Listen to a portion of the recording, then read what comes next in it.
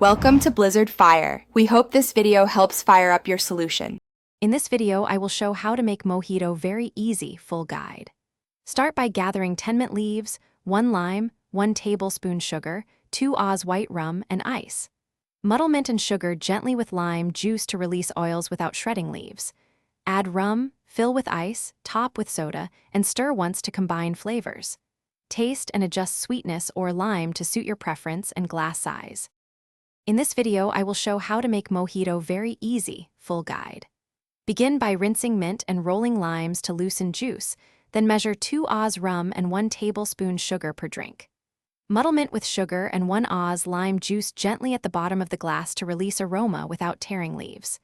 Add ice, pour rum, top with soda, stir once, and garnish with a mint sprig and lime wedge.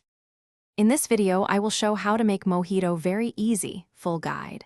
Quick recommendation: bring your space to life with the Echo Dot smart speaker to set the perfect mixing playlist, and it pairs nicely with a chilled Mojito vibe.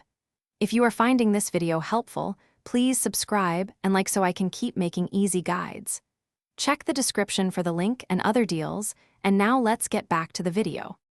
In this video, I will show how to make Mojito very easy full guide.